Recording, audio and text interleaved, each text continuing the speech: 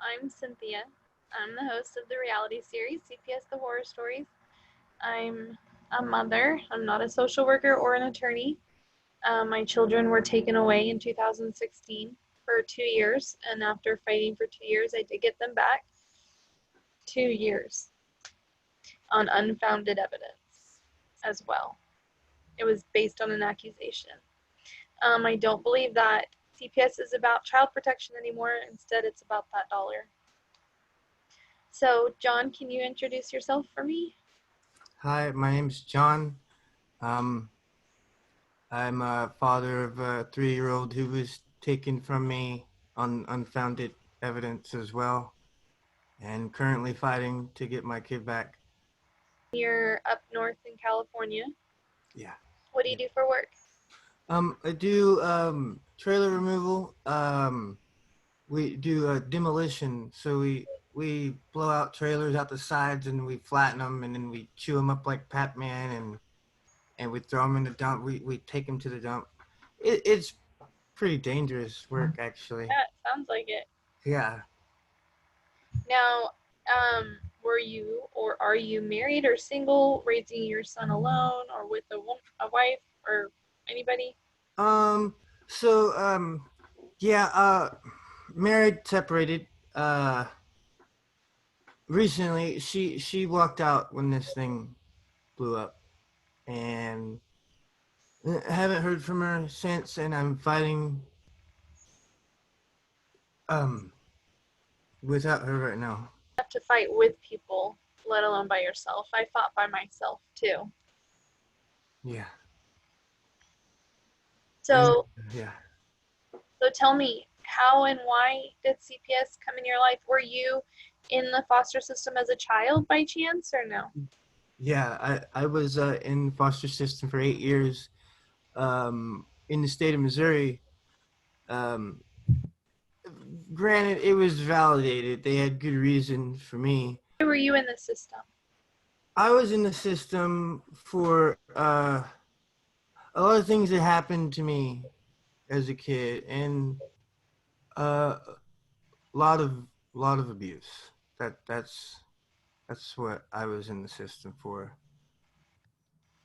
And I went through the system, and it's really weird because in the system, it's like there's more abuse going on than outside of the system. And so they thought they were protecting me, and they put me in these foster homes, and in these foster homes that I was in, like they would, like one of them would have Friday night kids fights in a 9-person foster home, and they would put the kids together and fight, and the loser gets depantsed and thrown into the dark room. Like it happened in Chadwick, Missouri, and these are like things that really happen in foster care. Um, it's been really horrible 8 years that I did, and so a lot of this now is like emotional that my son's going through this, and did you know that I had a visit the other day, and there was bruises on his back, and really bad, like purple bruises, and like 10+ bruises. They were like a trail of like look like Charlie horse bruises on his back. I filed a report on it because that really it really kind of ticked me off when I seen that, and they came back with a report saying that he does it to himself, that he throws himself into walls, he punches himself, makes himself bleed, and that Pretty impossible. he's never done to your back, and Yeah, he's only 3 years old, and he's never done these things before. Like he's never had any of those type of bruises in my care, and they say he's safer outside of my care. And like I kind of wonder where the foster mom's at, because there's two other I think 5-year-old boys there, and I hate to think that the foster mom is doing this to my son, but it wouldn't be surprising for two 5-year-olds to bully a 3-year-old boy. I mean, that's not surprising to me, but still, where's the foster mom? And the fact that she would lie and say that you throw yourself in the walls and he bruises all up his back. Like, you can't self-inflict bruises on your back. No, not individual ones like that. Nothing. Looks like Charlie horses. Looks like they were holding him down in Charlie horse in his back. Um, it hurts to think that like my son might be crying for me, and I can't do anything about it. And you know, they throw all these things in his case just to make it. They just want me to just submit. That's all they want me to do. They want me to obey what they want me to do, admit to whatever they say is going on, do their classes, and they get funding for it. In some of the paperwork in the court case, it talks about the funding, like make sure they check mark this box to for foster care fundings and all this stuff. And like the fact that that's even a part of the case in the initial like report, like that's silly. It's about the protection of the child, but why is like one of the first things on there about funding? And um I don't exactly know what the codes and everything in there means, but all I know is that when they're starting to talk about funding, that's when things aren't what they say they are. Um I tried to get him put into other care, like with my church, because I've been at church for like 2 years, and they never got back to me, even though they said that they want to put him somewhere where he knows, somewhere that he's familiar. They never really tried. Um, they didn't investigate anything like my Native American ancestry. Um, Even though I have a roll number, and like they said we investigated his Native American ancestry and it came back invalid, so that he doesn't have Native American. And it's just weird, the weird things they do to keep the case in their venue and the case in their jurisdiction so they can have the authority over what happens. It's very, I don't know, it's very fishy. I like to call it confidential lies that they have, because everything involving juvenile courts and all this is all confidential. And I found that out early on. They were threatening me with contempt of court because I put excerpts from the detention report online, and they found out about that and they weren't happy. Um, I really think going forward with this, the thing is that people need to know that there are confidential lies inside the CWS reporting and in the juvenile court, and the burden of proof is so low for them that they could do these, they can lie, call it confidential, and win and take your child, and you can't do anything about it. And it's like we have to fight it from a legislative point of view. We have to change. We have to stand together to change some of these things. Like they can't just keep making up confidential lies and taking So your kids. tell me, how and when did they get involved in your life? Like what happened? Um. So so here's mine is kind of it's kind of different. See, they kind of had a little bit of a reason to get involved, but not as like intense as they got involved. So, I'm not gonna just say like, oh, they're just like making things up and just trying to get me. No, my wife had a really big alcohol problem, and I called for help because we're working with welfare and everything, and they're trying to get us because of the coronavirus. I lost everything. I lost my job and lost our house, and everything was really bad. We moved into Oregon and then back, and well, we finally got approved for CalWorks and welfare to work, and they put us in a hotel and they're starting to get us into housing. And when I called for help for my wife's alcoholism, they came 7 days later with the protective custody warrant and took my kid because I called for help. And this is the worst thing that's ever happened to me. All I wanted was a little bit of help. And then they made the stories up saying that I had mental health problems because they didn't want to give my kid back to me. And my wife ran out, and now I'm sitting here alone, and all they're doing is just trying to fight me and lying, obviously lying about it. And in one of the visits, they were saying that, yeah, it's really funny because I recorded 5 minutes of my visit just to see if they would try to lie, right? And it just so happens in the jurisdiction report that that 5 minutes that I record, you could tell that like the headband game and the like lawnmower thing that pops that I push around, and there are details of that report that is the 5 minutes that I recorded, and it says that I was saying things that I didn't say, and to try to make me look bad, to make me look like I've got mental health issues, and I think personally that that's God vindicating me, really, honestly, because 5 minutes of a 2 hour visit, and that's the 5 minutes that they want to lie in. And I was like, really? That's awesome that I actually was able to catch their lie. Um, Amen. whew, Honestly, I eh, constantly felt the Lord was um, pulling the truth out, and like I, not to interrupt you, but to agree with you that every time they had something to talk about, there was one time that they said I was stalking my kids. I had a witness. I had a witness as to the abuse that was actually happening instead of me stalking them, because I saw something happen and I reported it, and they said you're stalking them, and I'm like, that's what you're gonna say when I'm telling you that I just witnessed my 4-year-old boy running across a busy street all by himself with the adult 25 feet behind him? I'm stalking them. I live in the same freaking area. We're bound to run into each other. I didn't get out of the vehicle. My children never saw me, but I had a witness for everything.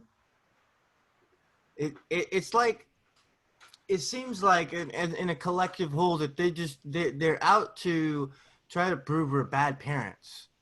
And like, what's funny is that they take our children and they put them with SCP's foster care, and so at the most recent visit, I I was changing his diaper because he still wears diapers, um, and there was the most insane diaper rash I've ever seen, like all the way around like his thighs and up even into his like lower abdomen, like something that you is dark red with broken skin. This is something that would take several days to develop, and it was so bad he could barely even walk. And like, I took pictures, and just for my own protection, and even the visit supervisor is going to report, she said, to see what's going on, because there's no reason that a child should have broken and bloody skin from any type of diaper rash. That should be like immediately taken care of. um, then they got the diaper bag. The visit supervisor had the diaper bag from the foster care, and she's looking through the diaper bag, right? And there is no diaper rash cream in that bag. There's no baby powder. There's nothing in the bag except for 2 diapers, and they had to actually go get wipes because there wasn't even wipes in that bag. And I'm like, I really don't know what's going on in foster care. That's my biggest worry and my biggest concern, is that this woman is neglecting my child, and because she doesn't have a bond with my child like I do. She doesn't love him, no matter what she says or what she might think. She doesn't love him. She Tell she me wants her job. how the first day when they came into your life, what did that look like when they took him? They came, and um well, they came with the protective custody warrant and 3 sheriffs and 2 workers, and they So they they had a sat us warrant. down. They had a warrant, and they took my son. So when I reported for help for the alcoholism, and she was really really drunk, um, then I guess it took 7 days for them to get that warrant. Is as soon as I reported that and I wanted help with her, they instantly they didn't want me to have my child. They wanted to take my child from both of us, and so they went to get the warrant.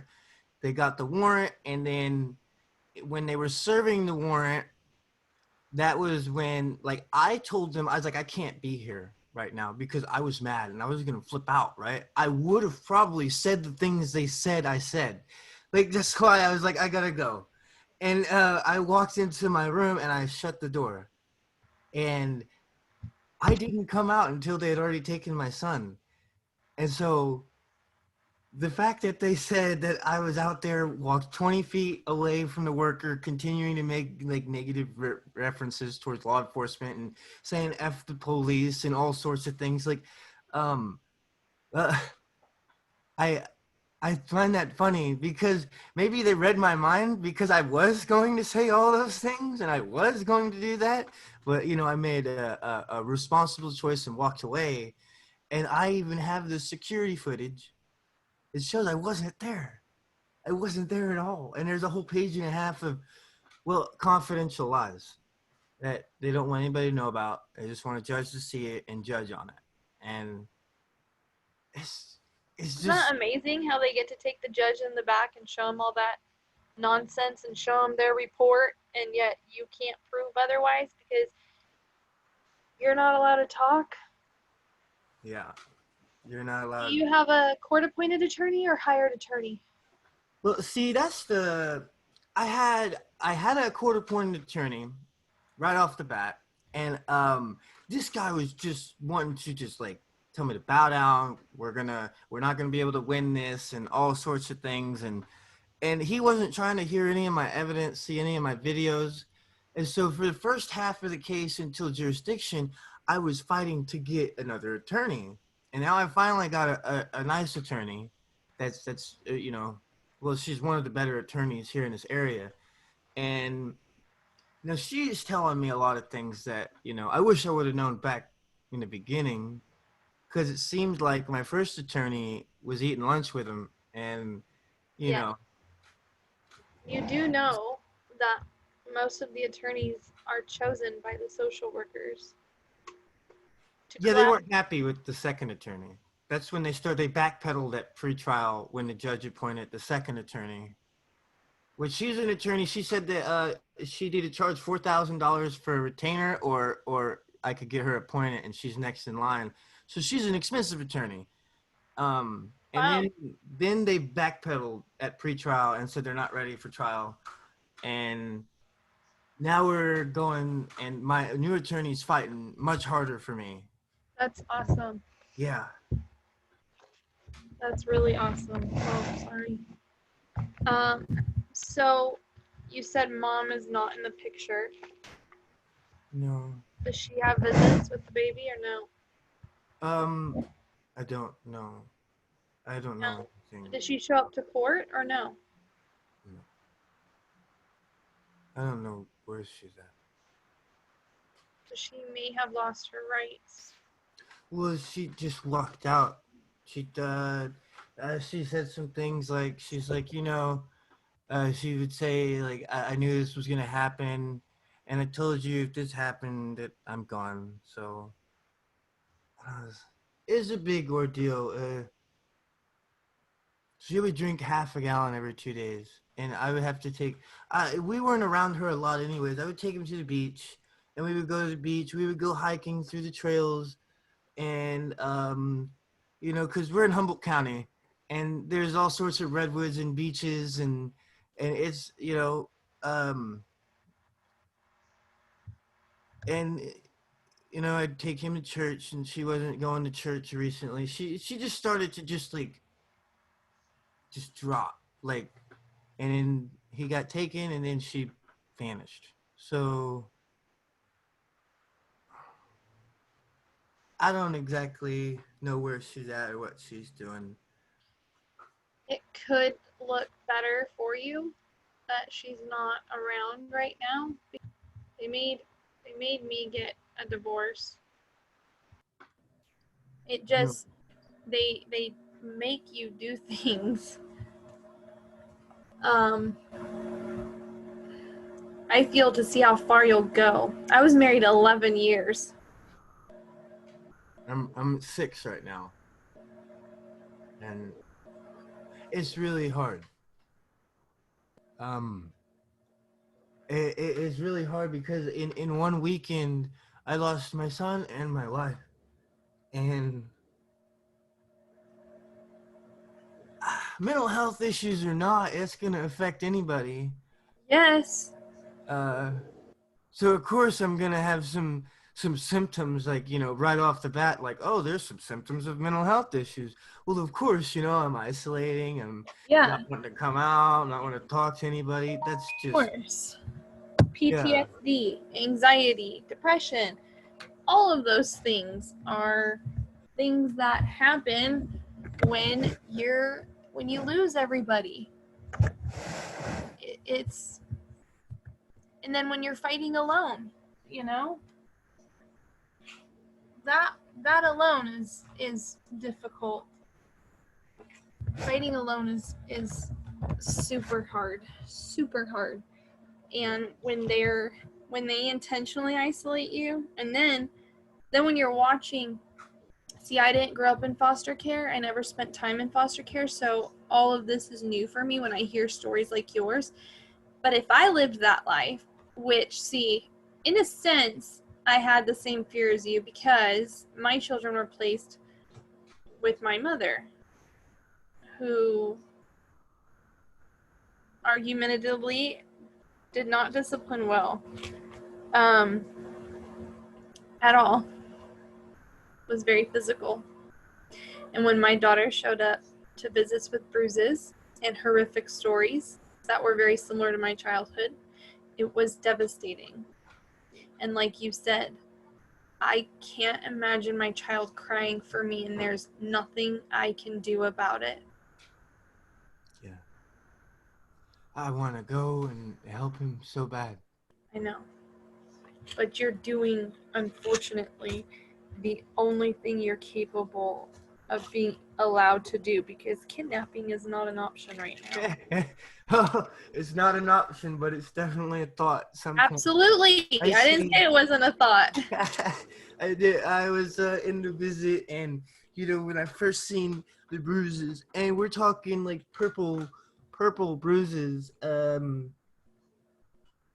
I was, You could see I mean, it looks like someone had literally punched him in the lower back. I'm going to And, look for the pictures while you're talking of my daughter with the bruises because and I can show you. like here, I don't know if you could really see, like, those are There's a lot. Oh my gosh. that was at a visit. You see the And big that's him purple bruise? supposedly doing it to himself? Yes. You're freaking kidding me. Yeah. And when I first seen that, I'm sitting there and I'm like on the verge of taking him and just running, right? Because I wanted to just grab him and get in the car and just leave. But I knew that would have been stupid. But but they said he does that to himself. You can't hit yourself right above, you can't hit yourself in the lower back like that hard enough to leave a purple bruise. I'm trying right now, and it's hard to even contort my arm that way. Exactly. That's what I was going to say. So, like, yeah, okay, you could throw yourself into stairs or whatnot, but that would be something that he would have a history of doing, and his doctors would have known, and everything. He's never done that. I can see 2 5-year-old boys doing that, because of neglect. Can you see those? Oh, yeah. Those are 4 fingerprints on my daughter's arm. Someone grabbed her by the arm. My mother. Oh, that's And she begged me, please don't take a picture. Please don't take a picture. So I took a video. Wasn't a picture. Then I took screenshots. This one's harder, kind of, but there were 4 fucking fingerprints on my daughter's arm. it's obvious that those look obvious, like someone grabbed your arm too hard. Yeah. Yeah. I know, this stuff happens to a lot of people. A lot of people and a lot of kids. Um see the thing is that we can't even do nothing about it. Like no matter what, we can't do nothing about it until laws change. And so I guess it's just we gotta be careful when we're dealing with these people at CWS, CPS, whatever they want to call themselves. They're still the same. Um, that's why I've been really trying to. But my two things I want to try to go and take it, to the legislation is figure out some way to get the confidentiality stuff fixed. Because I understand there are some things that should be confidential, but like not lies, like the and the burden of proof I think needs to be a little higher for CPS to be able to take take custody and make your son or your daughter a ward of the state. It needs to be more like clear and convincing from the start, not just clear and convincing after they've made him a ward of the state. Because what they have now is it's a preponderance of evidence to make him a ward of the state, which is like 50-50. Did it happen? Maybe it could have happened. Okay. And then after he becomes a ward of the state, then the to get him back, the burden of proof jumps to clear and convincing. And that makes it more liable to win after he becomes, it's set up to where you're going to lose right off the bat. Hello? Yep, sorry. Okay. Um I have my daughter here talking to me. Oh. I apologize. Oh, no, it's fine. I homeschool too, which right now everybody technically is, but so it just makes it, when they need something. Question about, you said that you had Indian heritage, right? Yes. Do you know what tribe you are part of? Lakota Sioux from Have North you Dakota. contacted them? Um, well, I've contacted my grandmother who has the roll number, and she's like 80 something. So I don't know exactly how she's moved. It's not something that I really did a lot with, because I'm 69% Native American, which is enough to claim a roll number, but I never did anything with it. I tried to because the ICWA Act or whatever it was with Indian Indigenous Children Welfare Institutions, Yeah. but they didn't really check very very hard. I gave them all my grandma's information. I called my grandma. She said she would help and whatnot, but she's like 86. So I don't know how much really she can help or if they even called her. I did everything I was supposed to do. You don't have any family members? Well, both my parents are deceased. And as far as like not in this state, I moved here from Tennessee. Uh, about 7 years ago, and tried to make a new life in California. What the California dream, right? Oh yeah, you're living the dream. Oh, well, um, and so all my family back east, they can't really help me right now. 2,500 miles away, the courts don't want to send them across state like that. No, you don't want that either. No. I might have a harder time getting them back in Tennessee. They're a red state. But I know that we're we're looking to try to work with them and submit to what they want, their recommendations. Because I mean, all in all, I just want my baby back. Yeah, that's the ultimate goal. So I guess if I have to do what they say, if I have to listen to them and do everything they want me to do, which it looks like I have to, then that's what I'm gonna do. But it's really wrong how they could just do this to anybody. I agree. You could be a doctor and have your life together and everything, and they can have a few phone calls, and based on a preponderance of the evidence, they can take your child from you. Like, it's ridiculous. Yeah, you're right. You can have nobody is, what's the word? Exempt. Exempt. Thank you, John.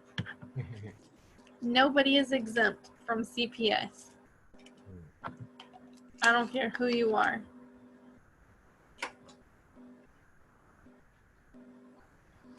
People think this would never happen to me. I didn't do anything wrong. Me either. Me either. And you didn't either. You called for help, which, how sad. You know, you're the second person in 2 days who called for help, and the help that came was taking your child away. Tell me that's not what you asked for. I figured they would help me a little bit. I didn't think they'd help me that much. I know we're fighting this in court, and that was actually one of the things they said. It's like they say, "Why are you fighting this so hard?" And I'm like, you know, uh, they told me that it looks like I'm trying to say that I don't need any help and that they're all wrong. And I was like, no, no, no, no, no. I do need help, right? We need help. We just don't need this much help. I Yeah. I was like, You can't admit that. You can't admit you need help. Yeah. At all. Because their help is complete removal. We're going to give your child a better home, better place, a better family, more love, more things. Oh, yeah? Awesome. Are you paying child support, John? yeah, my son got a lot of stuff in the mic that's actually on the computer, and it's cluttered with, I think, chocolate. And so it doesn't work anymore, so I had to go and buy this snowball mic to do any type of Zoom things. That's cute. Yeah. He clogs up the mics and the speakers on all the phones and all the everything. Are your visits still supervised? Yes. Oh, do you pay child support? Yes. Yeah. Okay. No, I don't. I don't pay child support. I've been supporting him since he was born. He's been with me. But they don't take it from you now that he's in foster care? I haven't said anything about it. I was only, it's crazy because I was making, the only thing, the money at that time I had coming in was SSI. And my ex-husband was making the check, and I was the one they came after and took my SSI and paid the state as child support. Man, I know. So I get my dad's survivor's benefits because he passed away when I was a kid. So I don't know if they can touch that or not. Maybe they could. It's more of an entitlement. But I don't know. They haven't mentioned it. Can they really take child support for them being in foster care? Yes, Wow. Okay. absolutely. Well, that sucks. Yep, it does. What do you have to do to get your kids back? What's in your case plan? Well, I've already started doing weekly therapy.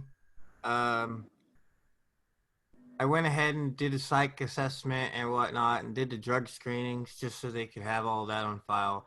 They don't recommend medication. And what's funny is that it's really funny that the CWS worker was upset on Humboldt County Mental Health. So the county mental health said I don't meet the ethical criteria for moderate to severe mental health cases. And so they refused to see me. They said I was a mild to moderate case of PTSD. And so they were upset that the county mental health did not like or did not want to see me. So they were like, do another assessment. And they wanted the county to do another assessment. And the county said it is unethical to do back to back assessments on somebody. They didn't want to do another assessment. They had done I had county mental health assessments done in Shasta County and Redding that says the same thing, that I don't meet the requirements for moderate to severe mental health. And I have this one saying the same thing. And then I have I have my psychologist saying that it's not moderate to severe. And there's like four different doctors and LCSWs and all that have reports saying I don't have severe mental health cases. And so they just want to fight that. Like that's the number one thing on their list for not giving my kid back to me is that I have mental health issues that prevent me from taking care of my child. So Bullshit. They gave you these mental health issues by taking your child. right. By They the way, and I apologize for telling you this, but your child's gonna have mental health issues. That's what they called me actually, a CWS therapist. They wanted to know about my child's mental health. That they got a referral from the foster family that he has mental health issues. I'm like, he's 3 years old. Like, of course he's gonna be exhibiting all these signs. You just took him away from the only people he's ever known as love. He's gonna have all sorts of anger and all sorts of confusion, all sorts of lashing out, you know. And at the visits, he's fine. When he sees me, he gets super happy. He wants dad. He's always been a daddy's boy. And How is he when you have to leave? um, at first he was crying. It seems like the longer we go through this case, like he seems like if something's being damaged, like the bond. I can almost, I can almost feel he doesn't miss me as much, and that hurts. Um, it's like they're damaging this bond between. I don't think it's that he doesn't miss you as much. I think it's that um, he has learned he has to be strong because there's nothing that can change it. So don't go down that road with yourself.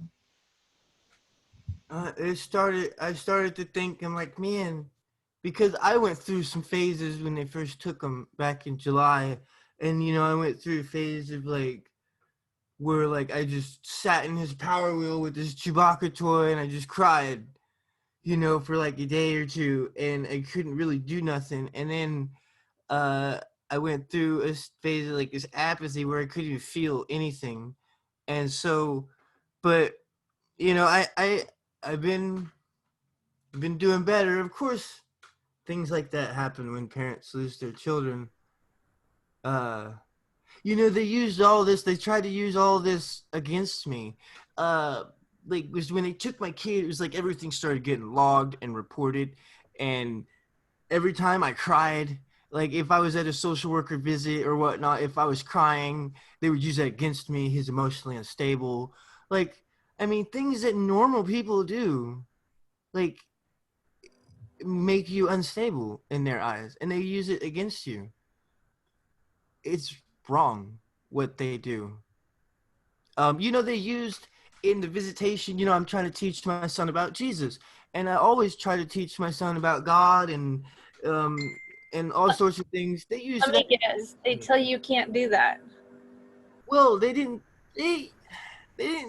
tell me I can't do it, but when the court report came out, they painted this picture like I was trying to force him to do a religion that he wasn't, that he said no. I was like, let's put our hands in the air, let's praise God, let's say thank you, Jesus. And he's like, no. Well, of course he's 3 years old. They're not gonna want to do all that right at 3, but that's why you teach them and they Right. learn to do it. And it's horrible. They made me look like a horrible father for teaching my son about Jesus and reading him the Bible during visits.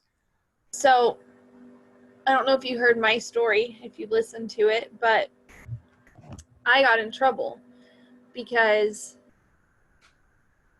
I would always pray with my children at our visits, always.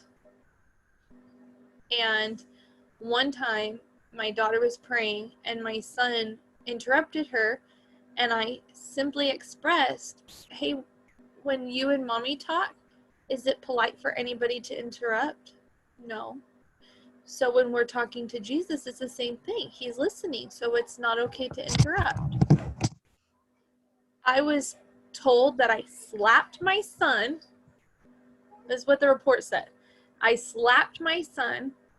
I'm forcing a belief on them that they don't want. I'm making them pray. And when I slapped my son, I said, how dare you interrupt your sister when she's praying? Like, I was like, that totally contradicts my religion. Why the heck would I do that? I Hey, don't. let's pray now. So you know what they told exaggerate. me? You know what they Yeah. told me? That I cannot engage and bring up prayer anymore. What? Yep. And but get this, the very day that they told me that, I accidentally brought my phone in to the visit, which I never did. Not that I wasn't allowed, I just didn't ever want it as a interference. Well, we had a specific alarm that would go off at a special time every day that no matter what we were doing, we would just stop and pray. And that alarm went off, and both of my kids jumped up and said, it's time to pray. And I looked at the supervisor who was monitoring my visit, and I was all, I didn't say anything. Hey. And both of my kids prayed by themselves, like with me, but I did not. I Awesome. didn't. Yeah. And again, it's just God will prevail. He will make it right. But I was told I could not engage in prayer with my children. I couldn't. You can't, that's illegal. You can't. I have rights. Yeah. In the like in mine, see, like I would grab him his wrist, and I would show him gently how to, lift your hands up and reach for God and pray. And when they wrote about it, they're like he grabbed his wrist and forced his hands in the air, and I'm like, what? Like the verbs they use makes it sound like I'm like, get your hands in the air, pray to God, worship Him now. Like, no. Yeah, that's not how we do it. I mean, you know, and then they would say that I would okay because in my specific religion, well, my sect of Christianity, we speak in tongues, right? And they they Are they you had are you called it. Pentecostal? Yes, I am Pentecostal.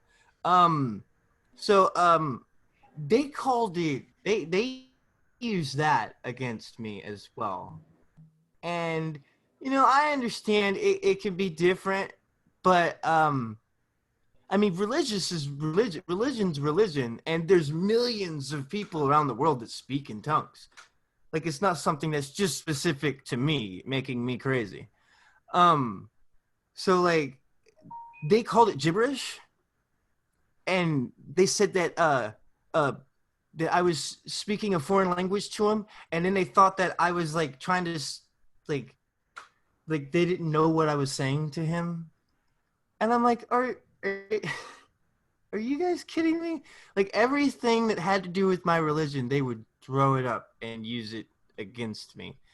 Um, that I would speak nonsensical biblical jargon, and it wasn't really nonsensical. I like to King James Version. And to a lot of people that, like, that don't read the Bible, the King James Version can seem very nonsensical. It's archaic.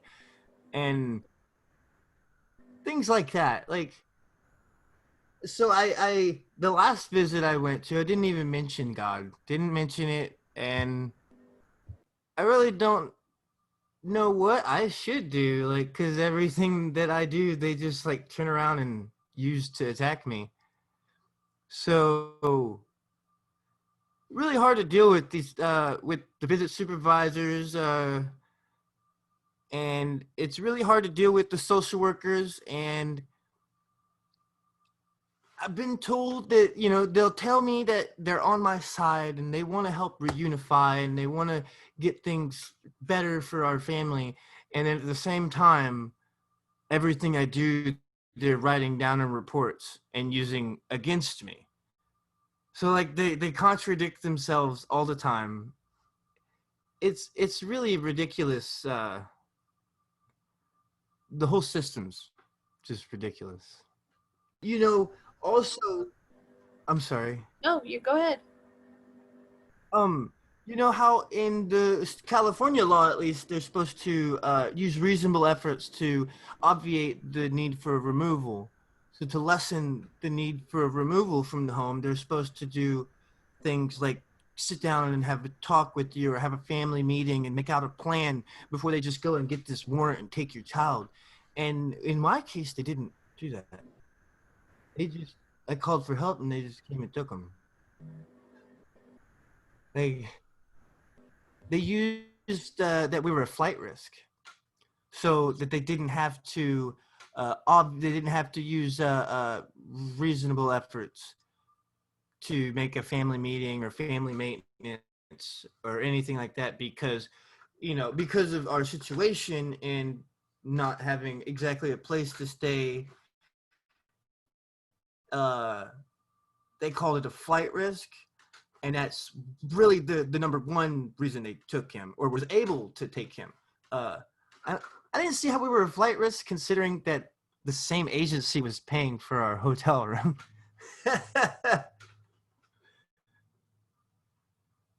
And has been paying for it for like a month at that time.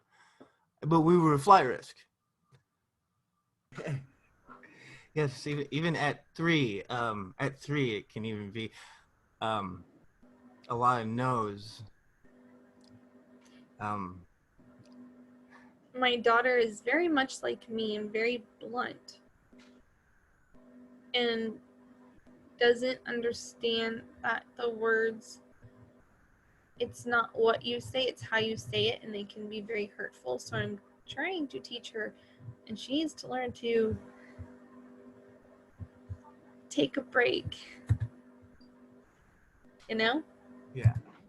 My son's a lot like me, very stubborn, and sometimes that can make it difficult to parent when you know that like you're looking at like a mini me and you're like, oh boy, here we go. I don't know if you've seen a picture of my daughter. Let me show you. She is my mini me, and it sometimes I just she is a mini me for sure. Let me show you really fast. Can you see or no? Oh yeah, yeah. You guys have the same eyes and everything. Wow. Yeah, and you'll get a kick out of this. My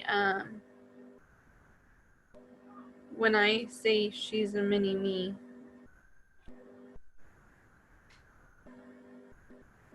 I just passed a picture of this child who was in foster care, and when the mother, that's me and that's her, Oh wow. and then that's me and my son.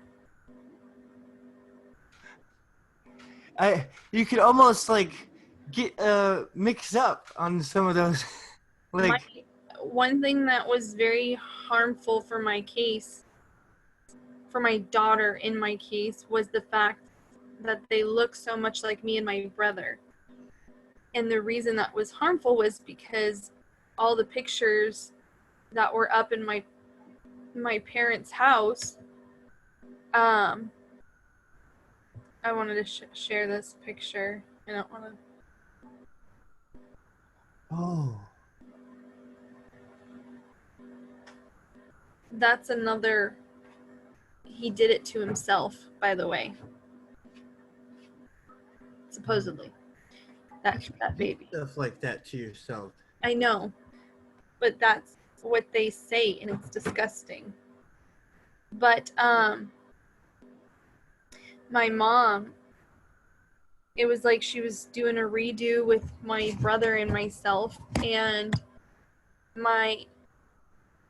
she would allow my daughter to think that the pictures of me when I was little with my mom was her and my mom. So she called my mom mom. And it became forced that that's what they were to have to call her. Not Graham, not grandma, not any of that, but mom. And my son even told me that she told him that he came from her.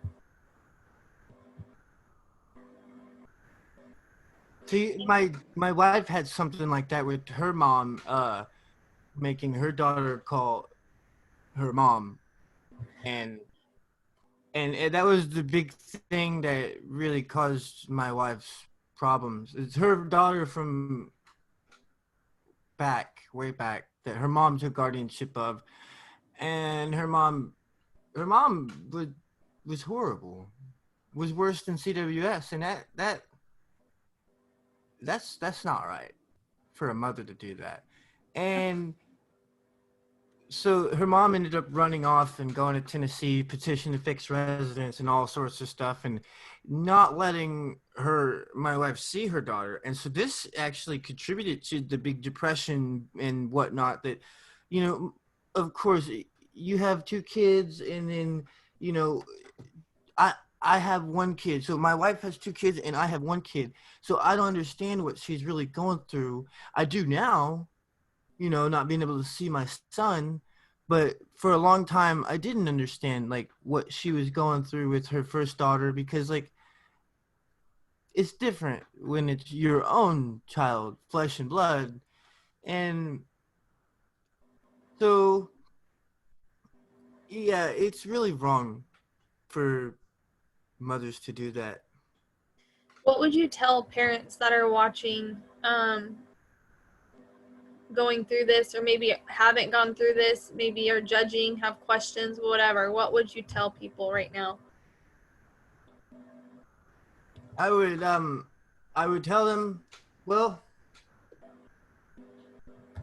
if you want to get, like, okay, so people that are going through this, they have kids removed from them, if you want your kids back, it's the ultimate goal of any parent, is to get our kids back. It's really hard to fight. It's really hard to fight and win this. My advice to people is to submit and object. So fight from their side. Say that you need a little bit of help, but not too much help. Um, just based on the laws as they are right now, you don't stand a chance. I'm sorry to say it as it is, but I mean, people want their kids back. That's what they want, and to get your kids back, like, you have to move some obstacles for them. Otherwise, you don't get your kids back.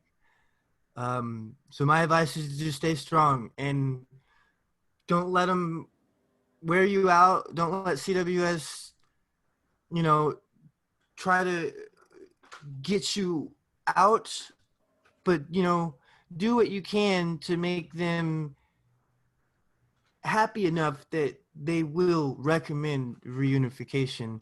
Um, it's really up to them. It, that's what I'm finding out the more this case goes. And he got to wear it twice to go to church and whatnot, and then they came and took him. So, yeah.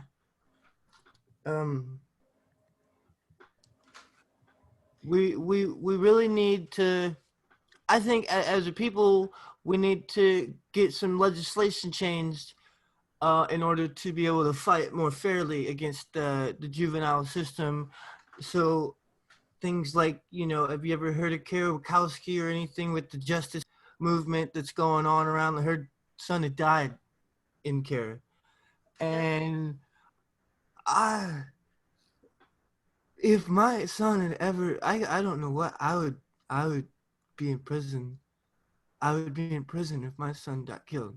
So like these things happen, Yeah, they do. and what we really need to do is take a stand to get some of the legislation changed. And until then, the only thing we can do is submit. It's sad. It's really sad. Well, John, I want to thank you for coming on and sharing. And I would love an update. I can't wait for you to get your son back so I can say hi. Well, we're hoping in the disposition for family maintenance. Um, and so hopefully October, I stand a pretty good chance of not having to fight for too long. Um, yeah, and I'll definitely let you meet the guy on here. And oh, absolutely. Good. All Yeah. right. I hope you have an amazing day. And I'm going to be praying for you both. I'll be praying for you as well.